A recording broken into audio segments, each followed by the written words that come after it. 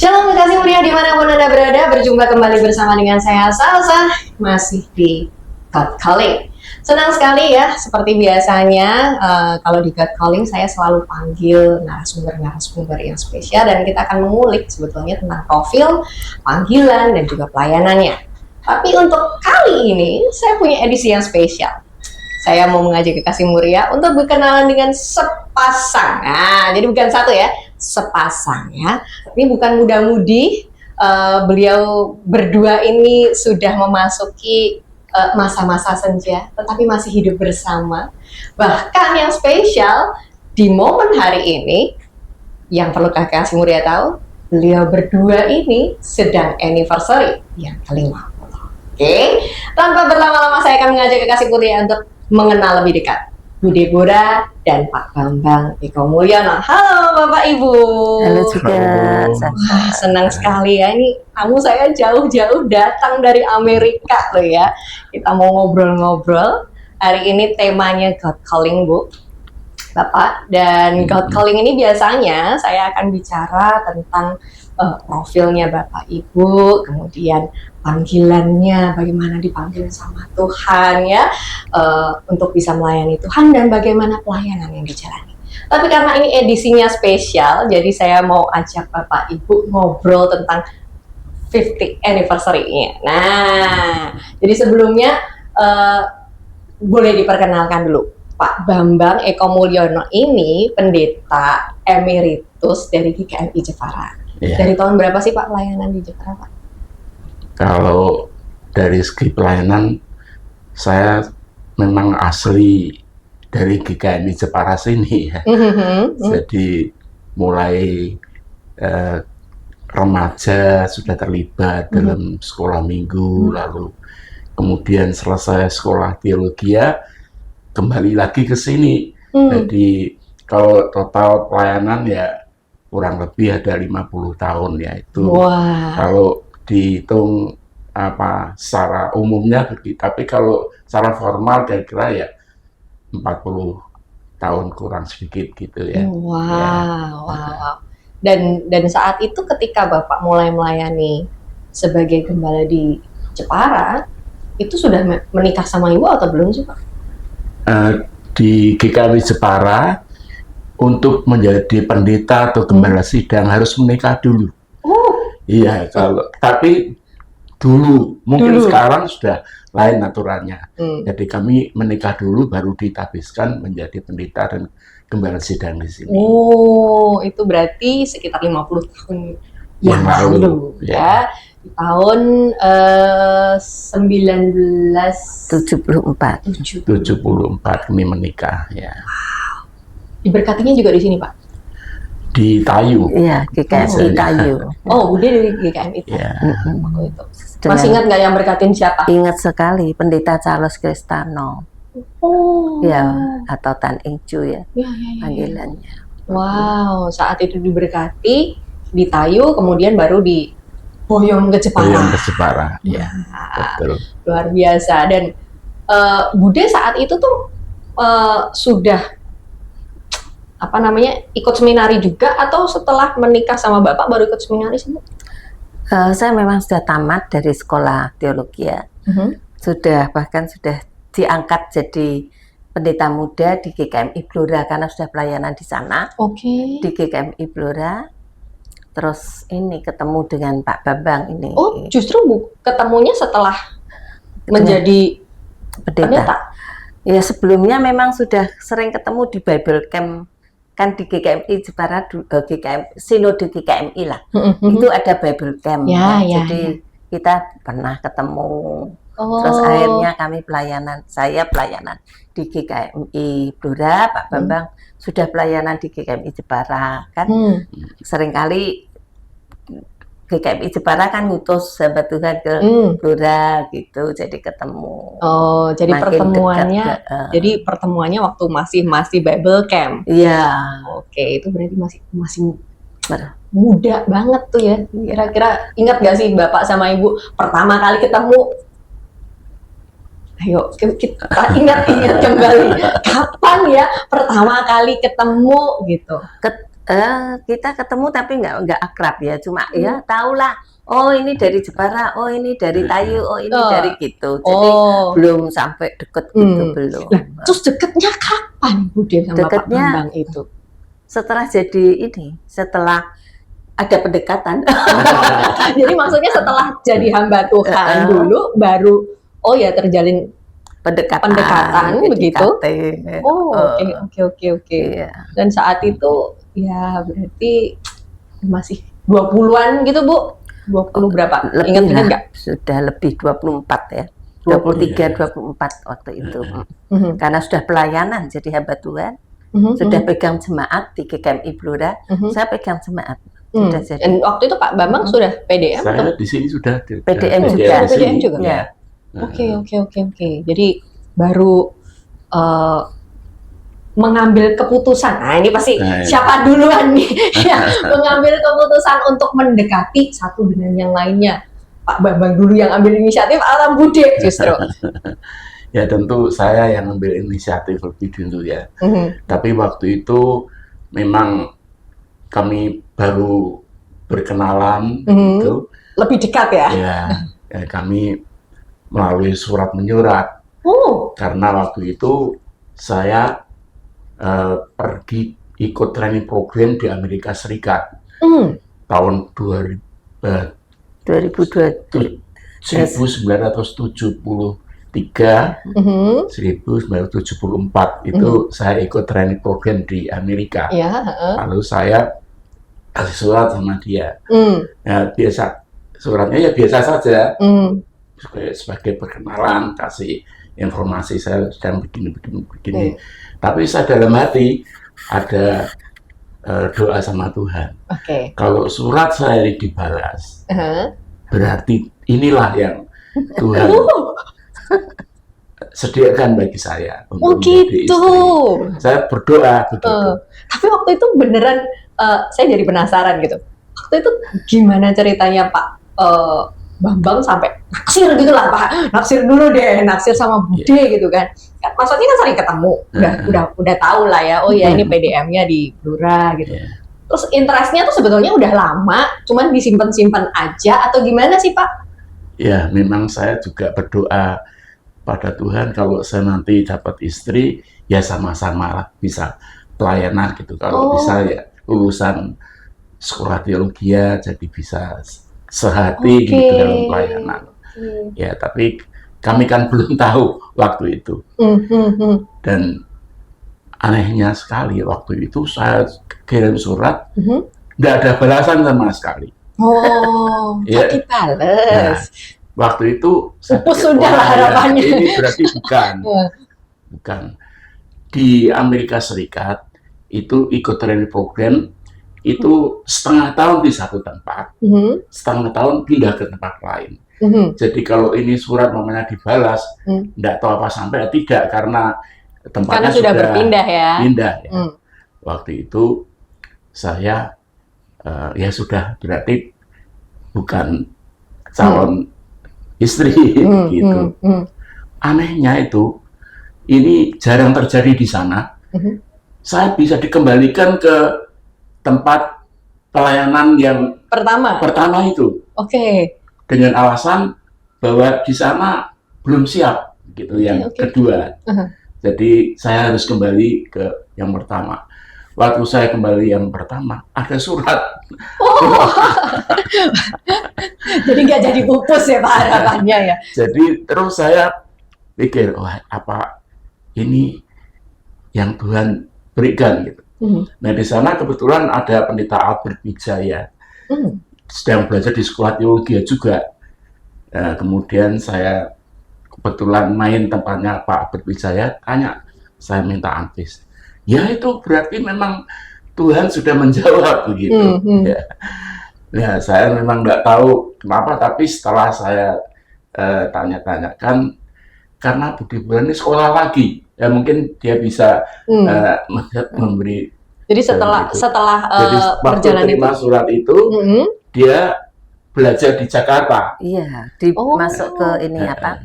BPK Gunung Muria.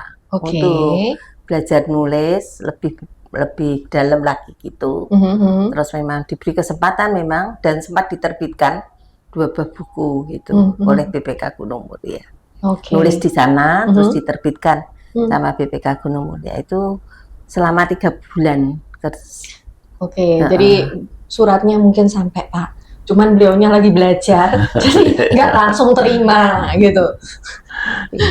Jadi menarik ya. Jadi setelah surat itu terbaca, kemudian Bapak yakin, oke deh, ini jawaban dari Tuhan. Jadi Bapak terus keep kontak bersama dengan Bude dan berbalasan surat. Saat itu masih berbalas-balasan surat. Nah, setelah sebulan itu loh. Namanya menanti surat itu. Kalau sekarang kan WA enak sekali. Jadi suratnya dulu sampai 1 bulan? Iya, lama banget tuh. Harus tunggu itu. Sebulan.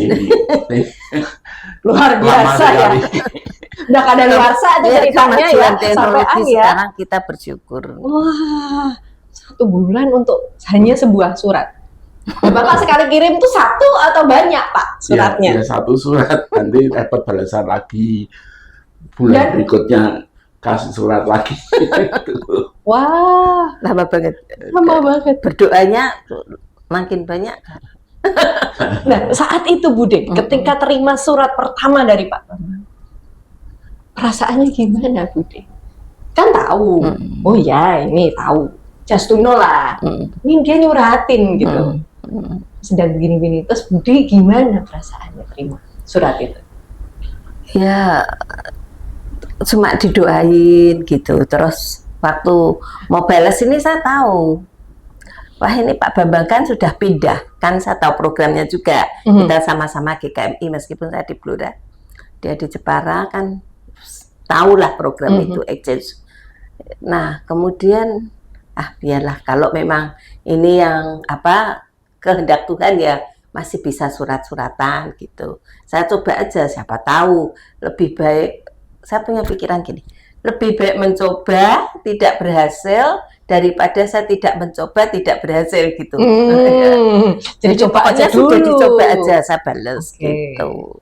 Nah, tapi maksudnya saat itu Bude juga tidak ada perasaan gimana ya, belum, masih berkawan, belum ngomong apa-apa Pak Bambang. Nah baru surat kemudian baru ngomong. Jadi setelah surat kesekian baru oke gitu. Tapi kan masih sebatas tulisan ya, belum bisa ketemu. Setelah Pak Bambang pulang dari Amerika gimana? Terus ini ngejarnya jadi tambah getol apa gimana? Ya karena kami sama-sama pelayanan, jadi kami ya cari waktu yang kami bisa bertemu. Ya, jadi Pak Bambang ngapel ke Blora ya. Dan waktu itu ke Blora enggak gampang mudah seperti sekarang ini. Iya. Dan saya sampai ikut call naik durian. Orang jual durian harus berhenti di mana-mana, kadang-kadang sampai sore dan sampai sana, dan nanti besok pagi harus kembali ke masjid lagi. Karena pelayanan kan tidak bisa kita tinggalkan gitu aja. Jadi kita hanya cari kalau ada waktu sedang sedikit sudah coba sana, nanti kembali sini lagi. Wow. Ya. Nah, terus prosesnya kan itu dari tahun 73. Kemudian mengambil keputusan untuk menikah di tahun 74. Waktunya pendek. Pendek ya Pak ya. Kok mantep Pak? Pendek karena kami sudah yakin. Nah ya, apa yang membuat yakin? Waktu itu hanya lewat surat loh. Dari segi saya sudah diyakinkan itu sudah. Ini jawaban Tuhan. Nah, Bidebora nggak tahu gimana waktu itu. Apa yang membuat Bude yakin untuk menerima panggilan cinta Pak Bambang? Memang waktu itu saya bacanya ini untuk renungan untuk youth gitu kan. Untuk youth khusus memang itu ada satu ayat, maka mengikutlah Ribkah kepada Ishak gitu loh. Ribkah bilang oke, ya gitu kan. Ya memang itu pas. Ini kisahnya diambil dari kisah Ribkah ya karena itu ada kasih nama saya kasih nama Rebeka. Ribkah itu karena mengingat itu kasih Tuhan itu ya. Wah, Jadi memang ada Budi juga ceritanya. Berdoa juga. berdoa seperti itu. Dan dijawab Tuhan dengan bacaan harian itu. Pas hari itu di mana saya harus menjawab, saya dapat saya baca renungan itu. Memang untuk use itu kan, untuk memang itu bahasa Inggris, tapi jelas sekali di situ dikatakan gitu. Memang renungannya untuk anak muda. Wow, dan akhirnya oke, aku setuju menikah denganmu. Iya. Prosesnya cepat. Biasanya kalau proses cepat, kan karena pengenalannya jadi pendek dan singkat. Banyak hal yang sebetulnya belum digali, belum tahu juga karena punya pribadi dan gaya yang berbeda. Bude dan Pak Bambang tuh orangnya kalem banget gitu loh, kekasih mulia ya. Bude itu yang lebih bersemangat gitu. Dan kemudian dipersatukan, apakah dalam prosesnya jadi mudah? Nah, ini kan panggilan dari Tuhan untuk menjadi satu. Jadi setelah dipersatukan ini dalam waktu sesingkat-singkatnya, udah kayak UUD 45 nih ya. Dalam waktu yang singkat tadi, akhirnya menjadi satu. Kemudian setelah itu proses berjalan. Gimana? Ya memang itu satu pergumulan yang ya bisa katakan kompleks sekali ya. Karena di samping memang masalah untuk menjadi satu keluarga, tapi juga kami sudah punya pelayanan masing-masing. Sudah settle, dia di Blora, saya di sini. Jepara. Mesti salah satu harus meninggalkan tempat pelayanan ini, saya yang ke sana atau dia yang ke sini. Nah, kami juga berdoa mencari kehendak Tuhan, dan itu pun juga tidak mudah karena kami masing-masing kan juga digaji di dalam pelayanan, dan dia gajinya lebih besar daripada gaji saya di sini. Dan kalau dia ikut saya di sini, dia sudah tidak digaji di sana, ikut gaji saya di sini, berarti kita punya penghasilan lebih sedikit, lebih rendah. Dan untuk berdua? Untuk berdua, yaitu demikian. Jadi ya kami nurut kehendak Tuhan, kami berdoa saja, dan kami yakin bahwa kalau Tuhan itu persatukan kami, tentu Tuhan sendiri nanti akan mengatur dalam segala sesuatunya. Pasti Tuhan akan cukupkan, ya.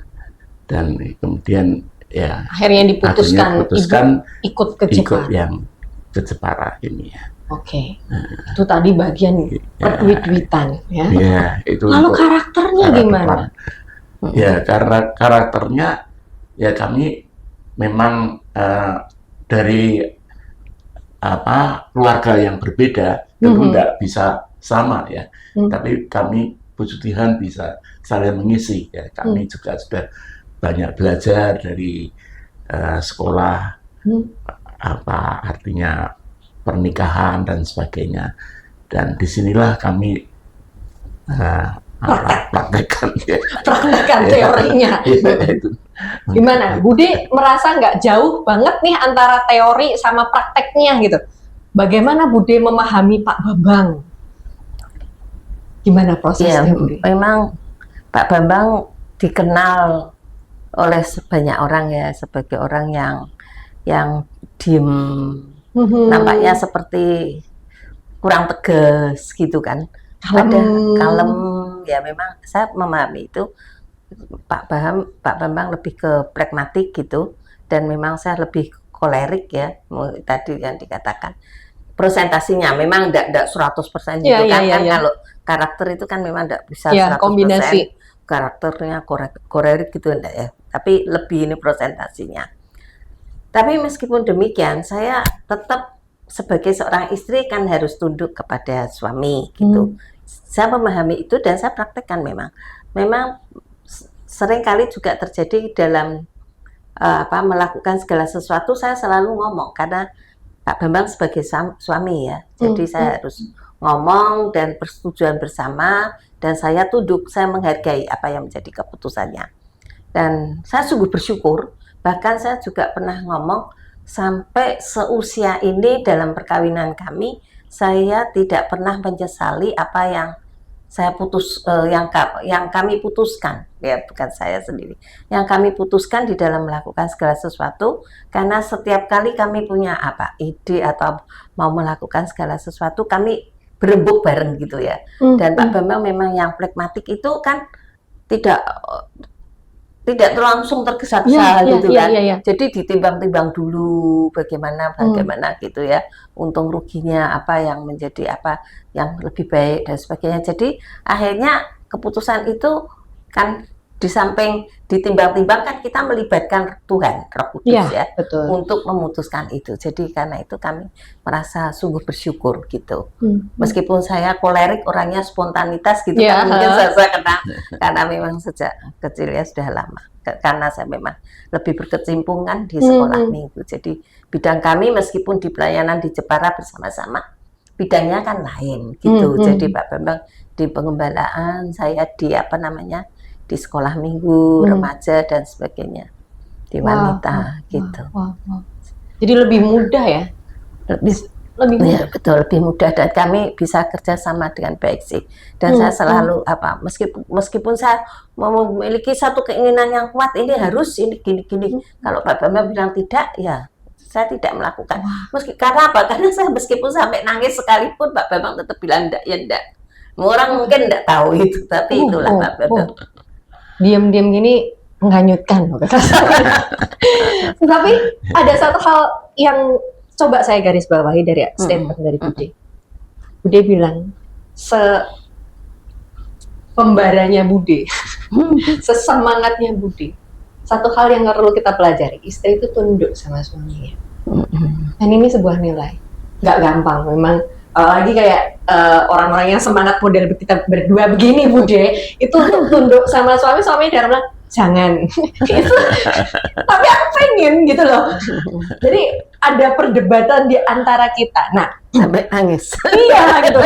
Kesel Bude, pengen gitu. Tapi kadang-kadang dia jangan, udah pokoknya terjadi sebuah percekcokan dan pergolakan batin ya.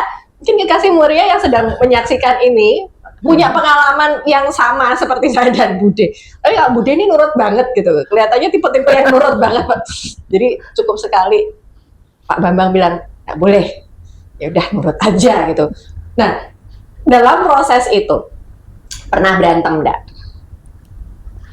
Ya memang setiap kali saya memang ngomong, oh ini saya baru tahu gitu. Ya betul ya, kata teori itu tadi ya saya bilang, teori yang kita pelajari. Kita tuh mempelajari atau menyesuaikan diri dengan pasangan itu tidak hanya pada waktu tahun pertama atau kedua, tetapi sepanjang perjalanan hidup kita di dalam berkeluarga itu kita terus mungkin akan menemukan hal-hal yang baru. Oh, saya baru tahu ini yang hal yang baru. Kita memahaminya gitu, mempelajarinya, ya menyesuaikan karena apa? Karena kita tidak bisa merubah orang lain, tetapi bisa merubah diri sendiri. Bagaimana kita meresponinya, itu yang penting kan. Sikap hati kita meresponinya dalam situasi tertentu, keadaan tertentu, atau sikap tertentu gitu. Tapi kita bisa mempengaruhi, itu yang perlu kita punya ilmu. Jadi ilmu mempengaruhi ya Bude ya. Baik tentunya ya. Jadi kalau kita pengen tuh jangan langsung to the point. Mungkin kalau kamu udah tahu bakal ditolak, no, coba pakai cara yang lain ya. Lebih wise, lebih bijaksana. Ini strategi dari Bude, patut untuk dicontoh. Nah, dalam proses itu, dalam berbagai macam penyesuaian yang tadi diceritakan Pak Bambang dan Bude, triknya Pak Bambang dan Bude menghadapi perbedaan pendapat, saya yakin pasti ada perbedaan pendapatnya. Gimana cara menghadapinya? Atau tips and triknya versi Bude dan Pak Bambang ketika terjadi perbedaan pendapat? Ya, kami menjelaskan kenapa boleh, kenapa tidak boleh, kenapa setuju, dan kenapa tidak setuju. Lalu kemudian kami bisa putuskan bersama. Sebetulnya keputusan bukan dari pihak saya atau pihak Budi Bora, tapi apa kita konsultasikan bersama, kita bicarakan bersama, kita timbang bersama, dan kemudian oh ya ini yang harus kita lakukan gitu. Oke, jadi tidak, versi dialog ya Pak ya? Tidak semata-mata saya mau gini kamu harus ikut saya, saya begini kamu harus ikut saya, enggak begitu. Tapi coba kita lihat ini bagaimana masalahnya, kita bicarakan bersama. Ya, jadi lebih lunak ya Pak ya, lebih cair dan karena saling terbuka. Kalau yang versi Bude sendiri gimana? Tips and triknya? Komunikasi itu yang penting. Jadi kita tetap memiliki komunikasi. Jadi jangan kalau ada masalah, nggak suka kan kadang orang terus diem gitu ya. Apalagi terus banyak tuh. Sakar parepmu terus diem gitu. Terus apalagi betah lagi gitu diemannya lama gitu ya. Apalagi yang sampai berbulan-bulan diemnya itu, atau hampir ada loh yang sampai seumur hidup itu. Saya sendiri sampai sedih kalau pelayanan melihat orang yang seperti itu gitu. Jadi kita harus tetap ada komunikasi ya. Komunikasi, jadi mengkomunikasikan apa yang jadi pikiran kita, perasaan kita, apa yang ingin kita lakukan, khususnya juga kan tidak hanya dalam masalah-masalah kita berdua, tapi kalau ada anak, masalah anak, terus nanti kalau kita pelayanan bersama-sama, kita juga dengan masalah pelayanan, menghadapi ini itu dan sebagainya, bagaimana jadi kita mengkomunikasikan, menceritakan, terus mencari jalan keluar bersama, berdoa bersama. Yaitu yang paling penting, berdoa bersama gitu. Mendoakan untuk setiap hal yang kita hadapi. Ada budaya tertentu nggak sih yang sebetulnya selalu dibawa Bude dan Pak Bambang di dalam berumah tangga ya? Karena tadi loh, God calling-nya adalah dipanggil untuk menjadi satu. Ketika sudah menjadi satu, walaupun temponya yang singkat-singkatnya tadi, tapi apa ada sebuah jurus nggak sih ini sampai bisa bertahan sekian lama dan terdengarnya buat kita yang sedang nonton ini itu sangat smooth sekali gitu. Tidak ada lompatan emosional yang wah up and down-nya tuh banyak banget gitu. Ya ada gelombangnya kayak riak-riak kecil aja yang sangat mudah untuk diatasi, seolah-olah kayak nggak ada yang benturannya tuh nggak terlalu kenceng gitu loh. Gimana? Itu memang betul, kami enggak merasakan benturan yang terlalu kenceng atau riak yang terlalu besar gitu enggak. Karena memang ya kami hadapi itu bersama Tuhan ya. Tuhan yang memampukan dan menolong kita itu. Jadi bisa diselesaikan dengan berdialog itu tadi, dengan mengkomunikasikan. Maksud saya tuh begini, maksud saya ini maksudnya begini. Kalau gitu bagaimana baiknya gitu, jadi terus dikomunikasikan itu. Apakah itu akhirnya juga terbawa gitu ke komitmen itu penting sekali. Jadi kita memiliki komitmen bersama memang. Jadi memang kita sudah satu, jadi kita memang harus satu ya kan, maksudnya satu panggilan, satu tujuan. Tujuan kami hanya untuk memuliakan nama Tuhan di dalam segala sesuatu yang kita lakukan gitu. Jadi kalau memang itu tidak hal yang penting, buat apa kita permasalahkan berlarut-larut gitu. Jadi ada masalah-masalah yang seringkali orang kecil jadi besar gitu. Tapi kan kalau terlalu yang itu menganggap remeh bukan menganggap remeh. Kalau memang itu tidak perlu dipermasalahkan, buat apa dipermasalahkan gitu. Atau kadang-kadang menganggap enteng sebuah permasalahan. Itu juga nggak betul ya. Jadi kalau memang ada masalah yang harus diselesaikan, diselesaikan. Tapi tidak boleh menganggap enteng atau kita menumpuk ya. Kadang orang wis tidak apa-apa sih masalah itu kecil. Padahal di dalam hati ini numpuk. Nanti akhirnya meletus seperti gunung gitu ya. Karena masalah yang itu, yang ini tidak diselesaikan, tuh tambah lagi, ini tidak diselesaikan, tambah lagi akhirnya meletus. Kami enggak sih, enggak pernah numpuk. Jadi gitu. Jangan sampai dipendam lama-lama ya. Enggak pernah terlihat ada gelombang atau letusan-letusan yang nampak dari luar gitu, memang enggak ada kan. memang terus diselesaikan. Kalau memang tidak perlu ya tidak perlu, begitu. Maksudnya masalah kecil ya masalah kecil yang memang tidak perlu diperpanjang atau diperlebar gitu. Iya. Wah, ini penting nih ya. Jadi biasanya para kaum wanita suka baperan kan ya Bu ya. Tanyain, kamu kesel? Enggak. Kamu kesel? Enggak. Padahal kesel kan ya. Dalam hati siapa yang tahu, gedek banget nih, kamu enggak pengertian banget gitu. Nah, ngomong-ngomong tentang pengertian, Pak Bambang ini orang yang pengertian nggak sih Bu? Iya, menurut pola pikirnya Pak Bambang, memang Pak Bambang pola pikirnya seperti itu, saya memahaminya gitu.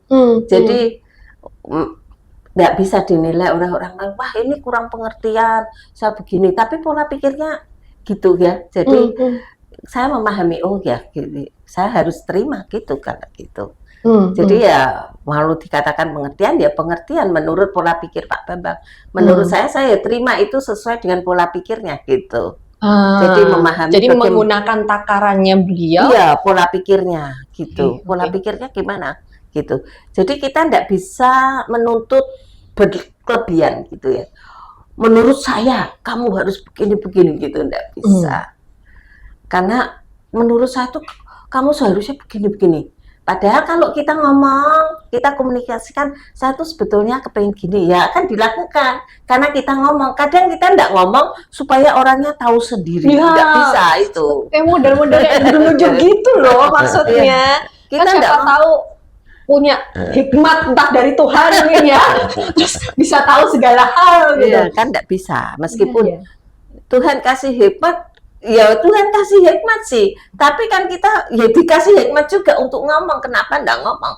Saya tuh kamu kepengen gini loh, ya. Misalkan, tolong sih oleskan ini minyak. Misalkan di punggung saya kan kita enggak bisa ngoleskan gitu. Saya sering kan minta tolong Pak Bambang memang, apalagi di hari tua gitu ya. Kalau saya enggak ngomong mana Pak tahu Pak Bambang bisa ngoleskan. Ya saya minta tolong ngomong gitu, Pak Bambang ya dengan sukacita melakukannya, menolongi itu misalkan gitu. Jadi harus ngomong, tidak bisa tahu sendiri. Iya. Jadi jangan malas ngomong. Ya. Komunikasi, jadi katanya itu harus standar. Jadi komunikasikan itu ya. Komunikasi. Penting banget. Nah, dari proses yang menarik ini ya, jadi kita terus diingetin lagi tentang komunikasi ya. Jadi dibangun dari ada komitmen, ada komunikasi yang dibangun. Karena yang manis ku dengar nih ya, selalu. Siapa yang lebih romantis di antara Budi dan Pak Bambang? Berdua lah, sama-sama. Pak Bambang juga romantis. Oh iya, romantisnya Pak Bambang gimana sih Budi? Coba deh. Kan dikasih dia penasaran dong ya. Kalem-kalem model Pak Bambang gini nih kira-kira romantisnya gimana? Romantisnya tidak ada orang. Bude, kalau gambarannya Bude ya. Soalnya kita kaum muda nih kan, romantisme model kita ini kan yang kekinian nih Bude. Kirim kembang kek, kasih berlian apa sesuatu gitu. Nah, romantis versi Bude dan Pak Bambang nih. Karena udah ngelewatin, yang ini udah teruji guys gitu ya. Yang ini udah teruji. Jadi kalau kita mungkin masih up and down. Yang Bude dan Pak Bambang alami 50 tahun ini, romantisnya Pak Bambang. Yang jelas romantisnya tidak seperti drama Korea. Yang nampak dari luar. Tapi yang penting kita berdua gitu tahu gitu. Gandeng tangan. Gandeng tangan. Oke. Apalagi? Biasanya tuh kalau yang manis-manis tuh ya, kalau yang di drama-drama Korea tuh ya, apa aja makan diambilkan, terus apa keperluannya ditolong, gitu juga nggak sih? Iyalah kalau yang sudah biasa kan ngerti kebiasaannya apa ya, ditolong seperti itu kalau sudah tahu. Tapi kalau nggak tahu kita nggak ngomong ya nggak ngerti lah, jadi kita nggak bisa nuntut gitu. Saling tolong menolong gitu. Pak Bambang tipe yang suka kasih hadiah ke Bude nggak sih? Suka. Oh ya? Suka yang kasih atau ngomong cinta gitu nggak sih Bude? Pernah juga sih. Oh pernah. Pernah tapi nggak sering ya Pak ya? Nggak sering. Jadi nggak yang tipe ngumbar gitu loh maksudnya. Kemudian suka yang peluk, gandeng, belai gitu ya? Ya. Bahkan yang paling romantis itu ini. satu kami masih pacaran ya. Nanti kan udah tahu Pak Bambang kan di jemaat kan mesti banyak masalah gitu kan. Nanti kalau kamu nangis bisa nangis di dadaku. Lo tanyakan yang romantis itu gitu. Bergetar di hati kan. Iya. Aku siap menjadi sandaranmu gitu ya. Aduh, romantis. Kalau Pak Bambang, tadi kan Bude, versi Bude. Menurut Pak Bambang, romantisnya Bude itu kalau apa? 50 tahun loh Pak, tidak sebentar. Pasti ada satu hal yang memorable banget. Bude itu romantis banget. Ya, Bude ini orangnya perhatian gitu. Jadi karena saya merasa dia begitu perhatian, ya itulah sebetulnya lebih utama daripada hal-hal yang lainnya. Demikian juga saya juga perlu mengetahui apa yang menjadi kesukaannya, dan saya juga selalu berusaha untuk melakukan apa yang menjadi kesukaannya. Dan itulah yang sebetulnya yang utama. Yang menjadi part of romantismenya tuh justru di situ ya. Jadi tahu apa yang disuka. Jadi jangan malas deh untuk cari tahu tentang pasanganmu. Warna yang disuka aja nggak tahu kok. Kan banyak gitu ya Bude. Aku memberi hadiah, tapi ternyata nggak berkenan karena nggak sesuai dengan karakter orang yang dia jadi nggak tahu sebetulnya pasangannya itu seperti apa. Jadi penting sekali untuk mengenali pasangan dalam proses pernikahan. Dan seperti yang diceritakan Bude, mengenalnya itu nggak cuma di awal-awal ya Bude, tapi sampai sebila-bila ya, sepanjang kamu masih bersama dengan dia dan dia masih berada di sampingmu. Ya. Nah, tadi ceritanya udah sampai ke sana ke sini. Saya mau tanya di usia yang ke-50 tahun ini. Yang paling berkesan di antara Bapak dan Ibu itu apa sebagai pasangan? Ya, yang paling berkesan buat kami sepanjang perjalanan bersama ini, kami bisa melayani bersama sebetulnya. Bisa sharing dan bisa pas kan sama-sama sebagai hamba Tuhan. Jadi baik di dalam membawakan firman Tuhan, persiapan firman Tuhan, maupun di dalam menghadapi masalah pelayanan dan sebagainya, kami bisa ngomong, bisa pas gitu. Itu tuh yang sangat menolong sekali. Jadi demikian juga dalam mendidik anak-anak, membesarkan anak-anak di dalam kehidupan beriman, itu bisa sama-sama sepikiran gitu loh. Itu yang menolong sekali. Kalau dari Pak Bambang, 50 tahun yang berkesan sekali bersama dengan Bude. Ya, jadi kami bisa saling bersama tadi ya. Jadi kalau pelayanan bersama dan juga dalam persiapan bersama, doa bersama ya. Dan apa namanya, untuk kekasih mulia, Bude dan Pak Bambang ini masih melayani ya. Di usianya, tadi saya sempat tanya, Pak Bambang tahun ini umurnya berapa? Umurnya 77. Bude umurnya berapa? 75. Dan beliau berdua ini masih melayani, sekalipun udah di Amerika. Di gereja apa Bude? Pak Bambang?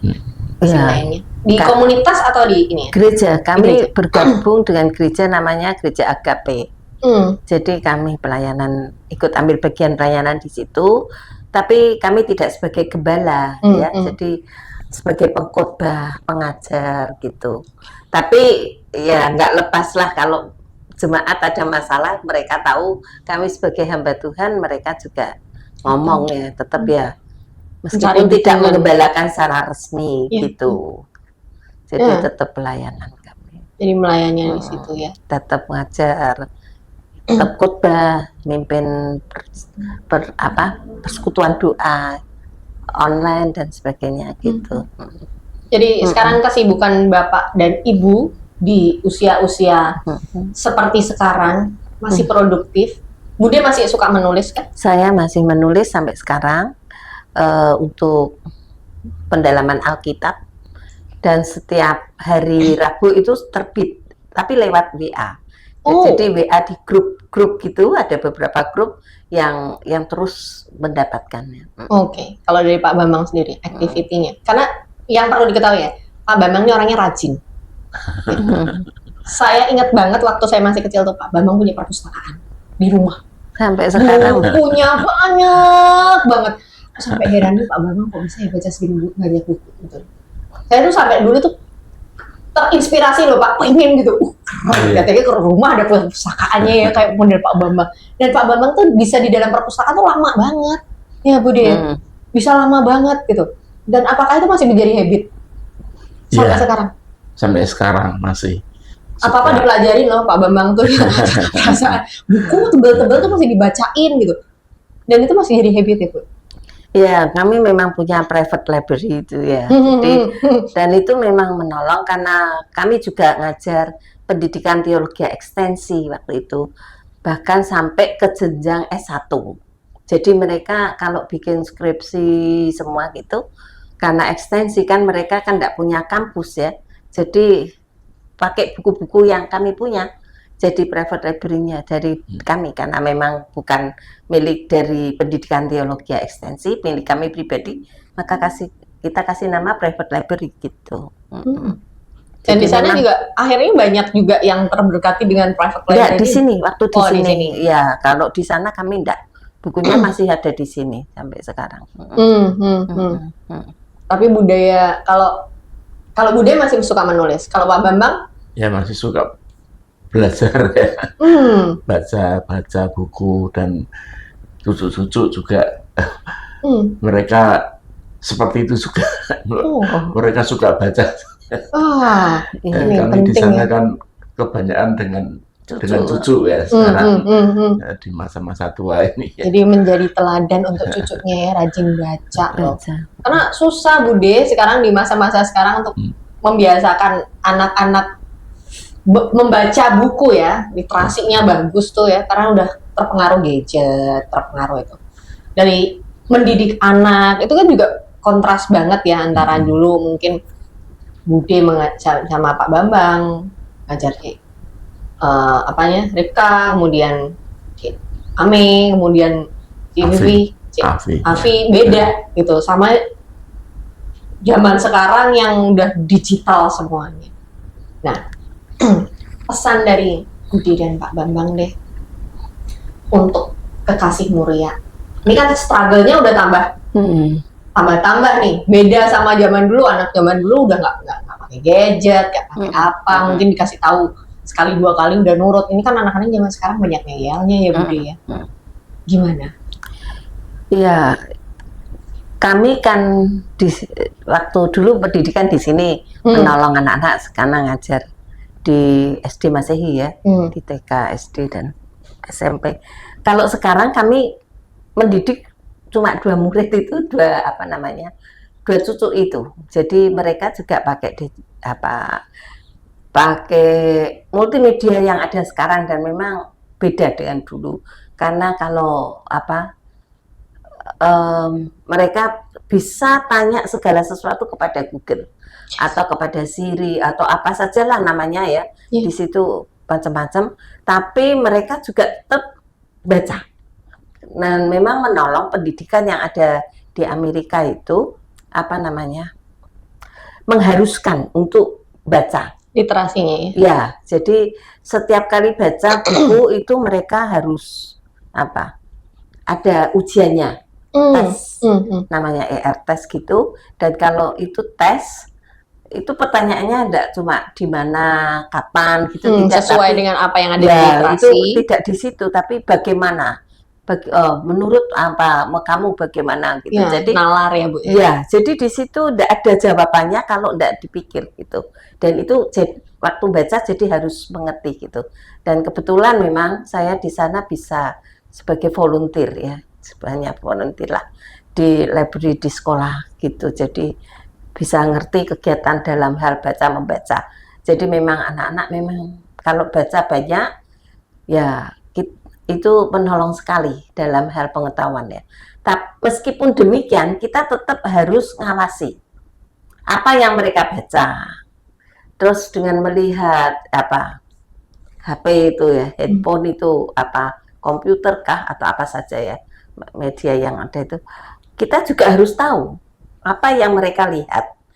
Lagu juga kita harus tahu ya, harus tahu apa yang mereka dengarkan. Karena juga banyak lagu-lagu yang menyesatkan juga, membawa anak-anak itu tidak lebih dekat kepada Tuhan, tapi sebaliknya. Atau nonton TV juga gitu, kita harus lihat apa yang mereka tonton. Termasuk di kamar mereka itu dengan poster-poster yang ada, kita juga harus tahu apa yang mereka pasang gitu. Karena apalagi kalau sudah anak umur 12-13 untuk masuk ke apa remaja, terus ke masuk yang ada dan sebagainya, ke youth, terus yang ada kita harus tetap harus ikut memantau terus gitu. Jadi kita batasi lah, boleh supaya ndak kuper ya. Tapi masih ada di bawah pengawasan boleh, ya. Tapi di bawah pengawasan dan dibatasi. Jadi ada satu keseimbangan antara mereka baca, antara mereka lihat apa HP dan sebagainya, itu ada keseimbangan, semua bisa dikerjakan dengan seimbang gitu. Termasuk dengan kegiatan-kegiatan yang ada di luar gitu. Kadang orang terus lihat HP terus, tapi enggak ada kegiatan yang lain yang badannya jadi tambah gemuk ya, karena terus makan gitu, jadi obesitas kan. Terus makanan mereka juga perlu kita perhatikan, karena seringkali anak-anak suka makan yang manis-manis terus jadi obesitas kan. Atau minuman yang manis-manis, enggak mau minum air putih, minuman kaleng ya. Minuman kaleng pun kita juga harus lihat kalau itu minuman apa yang diminum gitu kan, kadar kalori dan kadar kalori. Terus mereka diajar juga harus melihat. Jadi sebelum mereka minum, sebelum mereka makan, harus dilihat ingredientnya itu apa, itu harus mereka tahu. Terus diajar untuk masaknya itu juga mereka juga harus tahu juga gitu. Maksudnya mereka kan kalau sudah membangun kesadaran sendiri, kesadaran diri sendiri. Jadi pertama kita ajar, tapi setelah itu kita hanya memantau gitu, mengawasi aja. Yaitu pekerjaan kami di sana gitu, seperti itu. Karena anak-anak sudah mulai gede kan. Jadi sejak bayi ya sampai sekarang itu, yang sekarang udah umur berapa, 12 ya? 12, S1 SMP, 2 SMP. Wah. Ya. Bagaimana dengan pertumbuhan rohani? Ini pertumbuhan rohani kami tetap ngajar mereka untuk baca kitab suci, terus untuk berdoa. Jadi selalu mereka harus berdoa setiap pagi, menyerahkan semua kepada Tuhan, dan kita terus ngomongin terus. Jadi apa yang mereka baca, apa yang mereka masalah mereka yang mereka hadapi, itu selalu kita ikut sertakan Tuhan di dalamnya gitu. Lagi-lagi membangun kesadaran ya. Jadi ini apa yang disampaikan Bude ini penting sekali. Pak, membangun kesadaran anak. Jadi kita nggak bisa model zaman sekarang terus mendikte terus, itu nggak bisa ya. Jadi kamu perlu juga memberikan ruang bagi anakmu, buat anak-anak kita di zaman yang saat ini, untuk dia menyadari seberapa penting hal ini untuk dia, dan bagaimana dia harus bertanggung jawab untuk dirinya sendiri, untuk masa depannya juga. Betul. Jadi nggak semua harus diatur orang tua gitu, tapi cukup dipantau. Jadi diberi ruang ya Bude untuk berkembang juga gitu loh. Makanya tadi Bude penting sekali, dan bagian literasi IPR ya. Literasi. Kalau di budaya Indonesia soalnya jelek banget Bu literasi ini ya, bagian literasi. Dan bahkan sampai dibuatkan duta literasi, itu pun nggak dibaca. Iya, nggak berdampak banyak ya. Perpustakaan sekarang tuh nggak serame dulu Bu. Gitu, jadi gereja kita juga dulu ada perpustakaan, sekarang nggak ada ya. Hilang sudah, karena nggak ada yang mau baca. Ya dulu majalah ya, artikel rohani banyak, sekarang nggak mau mereka baca. Lebih gampang cari yang model TikTok, cepet, Reels yang hanya 1 menit, kamu bisa tahu banyak hal, YouTube, belajar segala sesuatu dengan jauh lebih padat, singkat ya, 10 menit sudah tahu segala hal gitu kan ya. Dan teknologi memang mempermudah banyak hal, tetapi juga menjadi batu sandungan, bisa jadi batu sandungan kalau kita tidak waspada. Kembali ke catcalling. Menariknya adalah dalam proses 50 tahun berjalan bersama, akan memanggil Bapak dan Ibu untuk menjadi satu. Tadi Bapak dan Ibu sudah bercerita bahwa ada proses up and down yang sebetulnya terasa jauh lebih mudah karena diselesaikan dengan sedikit-sedikit, nggak sampai nunggu sampai jadi bukit dulu, nunggu meledak dulu, nggak perlu sampai seperti itu. Kita bisa belajar ini sebagai sebuah teladan ya, ada komitmen, ada komunikasi, kemudian ada kesatuan hati. Bude dan Pak Bambang selalu menyertakan Tuhan di dalam setiap hubungannya ya, bahkan dalam mendidik anak-anak itu penuh dengan hikmat pastinya.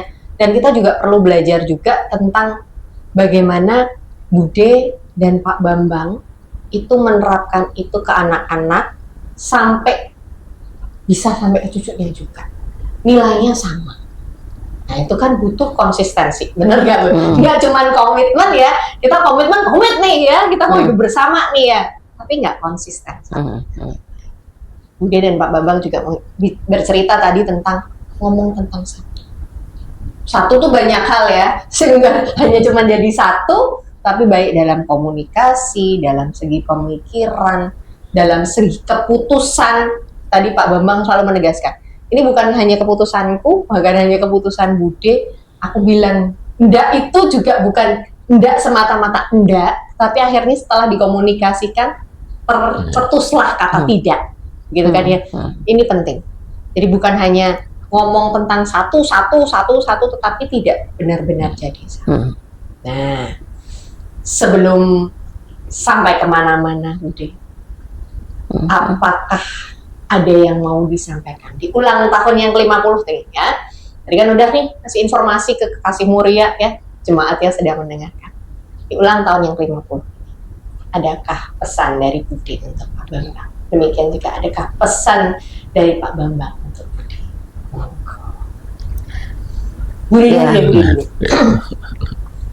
Saya percaya bahwa kita itu diciptakan oleh Tuhan. Tuhan itu sangat mengasihi kita, dan Tuhan tahu kita mengasihi Dia.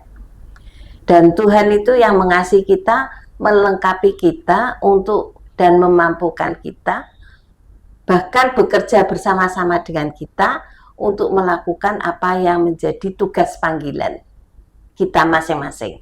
Karena setiap orang panggilannya berbeda. Dan kita tidak bisa membandingkan diri kita dengan orang lain. Yang penting kita bertanggung jawab kepada Tuhan sesuai dengan tugas panggilan kita. Karena setiap orang dipanggil dan dilengkapi dengan cara yang berbeda. Misalkan yang satu talenta, yang dua, ada yang 5. Kita tidak bisa membandingkan, kalau saya kok dikasih cuma 2, dia kok 5. Yang 5 itu pasti Tuhan tahu dia tanggung jawabnya lebih besar. Dan apa yang harus dilakukan lebih besar. Mungkin kalau kita harus melakukan seperti dia juga nggak bisa, karena memang kemampuan yang diberikan sesuai dengan rancangan Tuhan semula itu loh. Jadi Tuhan membuat kita tuh sudah merancang, oh ini akan saya jadikan ini, oh ini akan saya jadikan ini. Jadi kita mengucap syukur dengan apa yang Tuhan sudah jadikan kita sebagaimana kita ada gitu. Itu harus kita sadari.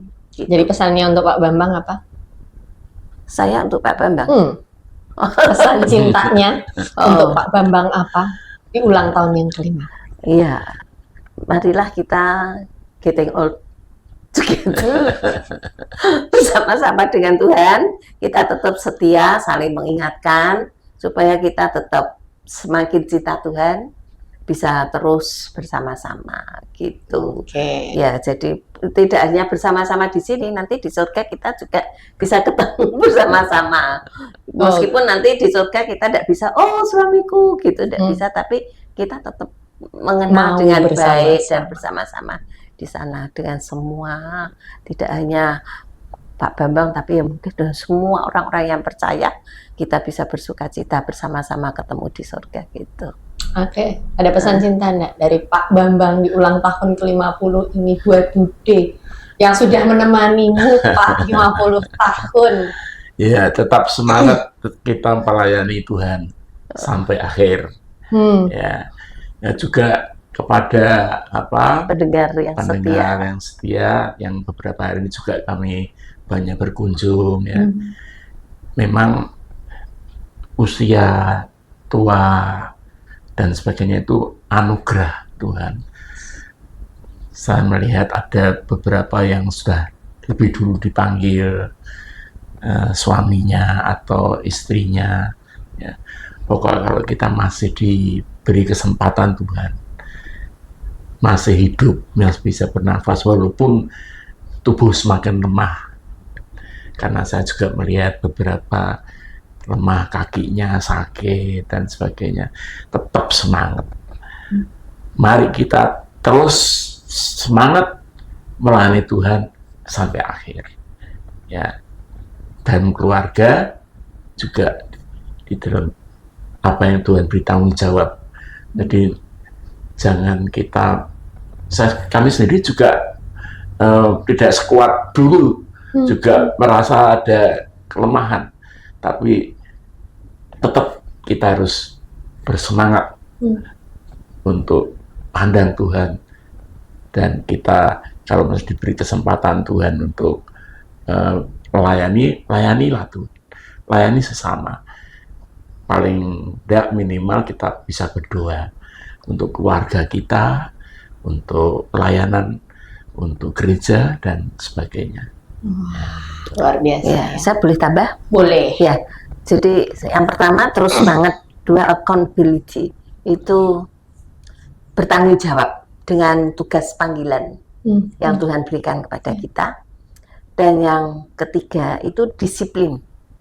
Jadi kita mempergunakan segala sesuatu itu dengan disiplin. Jadi nggak nggak main-main, nggak asal-asalan. Jadi penuh dengan tanggung jawab. Karena kelak akan kita bertanggungjawabkan di hadapan Tuhan. Yang keempat konsisten, itu yang sudah saya ngomong itu. Jadi kita melakukan seperti itu padahal di dalam tugas panggilan yang Tuhan berikannya ke Calling itu. Nah, dan itu juga kita dipanggil menjadi satu. Kalau kamu sudah punya pasangan, itu prinsip yang disampaikan Budi itu juga berlaku terhadap pasangan. Terus. Karena kamu dipanggil cuma pasangan, tapi satu keluarga dengan anak, cucu, sampai nanti kalau ada cicit ya sama cicit semua gitu. Keluarga besar. Kalau kita sebagai keluarga besar, pecinta Radio Muria kekasih, ya kita semua gitu ya. Jadi semangatnya itu ya. Jadi sebetulnya kalau kita ngomongin tentang God calling, everyone have a God calling. Ya, setiap orang punya panggilannya masing-masing. Kamu dipanggil menjadi seorang ibu, itu bagian ya Bu ya. Pak, itu panggilan. Betul. Itu panggilan. Dan butuh totalitas juga untuk mengerjakan itu, mengasihi pasanganmu, mengasihi anak-anakmu, merawat. Tadi kan dibilang sama Pak Bambang, Bude itu orang itu perhatian banget ya. Mungkin sampai detail-detail kecil mungkin ya perhatian banget gak sih Pak orangnya. Jadi itu bagian dari tugas dan tanggung jawabmu. Kamu dipanggil menjadi seorang istri, dipanggil menjadi seorang ibu. Kalau kamu diberi kesempatan Tuhan untuk melayani lebih daripada hanya panggilan sederhana itu, saya nggak bisa bilang sebetulnya panggilan ibu dan istri itu panggilan yang sederhana. Karena itu kita hidupi sepanjang hari, full timer. Ya, jadi sekalipun kamu bekerja, kamu tetap ibu. Sekalipun kamu bekerja, kamu tetap istri. Tidak berkurang itu, ya kan? Jatahnya double. Ya, bahkan ketika kamu menjadi seorang pekerja atau wanita karir sekalipun, ya tetap label itu tidak hilang. Bahkan kamu double job justru malahan, ya. Triple, ya bahkan. Yang ngerjain segala sesuatu. Jadi itu panggilan, dan percayalah kalau ketika kita masuk masa-masa jenuh, ya kayak tadi Bude Pak Bambang ceritain, upayakan untuk komunikasikan, ya Bude ya. Jangan ditanggung sendiri. Dan jangan berharap pasanganmu akan mengerti banyak hal sendiri, ya. Baik suami maupun istri. Suami berkeluh kesah, kalau kamu nggak ngomong, istrimu nggak ngerti. Jadi isinya dia ngomel aja setiap hari gitu loh.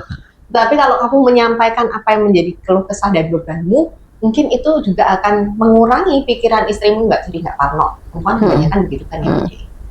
Jadi penting sekali untuk dikomunikasikan, untuk berdialog ala Pak Bambang dan Bude ini penting ya. Ini saya juga belajar loh ternyata. Saya perlu berdialog dengan pasangan daripada berdebat, gitu kan ya. Lebih baik didialogkan, coba untuk dikomunikasikan. Aku berpikir demikian. Yuk kita menemukan solusi bersama. Nah, bagus banget. Pesannya sudah nyampe, pesan cintanya juga sudah nyampe. Hidup bersama, melayani bersama sampai maut memisahkan. Nanti di sana ketemu lagi. Hidup bersama-sama lagi, bersuka cita di dalam keabadiannya tuh. Wow, luar biasa obrolan kita bareng sama Bude dan Pak Bambang. Happy anniversary Ibu, Bapak. Wow, luar biasa sekali. Saya berharap sekali Kekasih Muri ya boleh menangkap sebuah nilai baik dari obrolan saya bersama dengan Bude dan Pak Bambang pada hari ini ya. Panggilannya adalah menjadi satu. Tapi nggak cuma dipanggil menjadi satu, harus diupayakan. Ya, nggak ada jalan sendiri. Kalau udah dipanggil jadi satu udah gitu, nggak, harus diupayakan untuk tetap bersama. Berdayakanlah dirimu supaya tetap bisa jadi satu, tetap menghidupi God calling itu seperti yang disampaikan Bude. Pesan-pesannya udah banyak banget ya. Nanti di tag deh ya di bawah ya. Di chat di kolom komentar, tolong ya di-share kalau misalnya perlu ya, dipotong ya, nanti di-sharekan ke pasanganmu supaya sama-sama belajar. Oke? Hopefully Kekasih Muri yang boleh menangkap nilai baik. Terima kasih sudah menyaksikan tayangan kita hari ini dan semoga memberkati dan menginspirasi Kekasih Mulia sekalian. Sekali lagi happy anniversary Bapak Ibu. Terima kasih. Memberkati Terus berdampak menjadi luar biasa, menjadi inspirasi juga buat banyak orang. Dan Yesus memberkati. Sampai jumpa lagi. Bye-bye. Bye.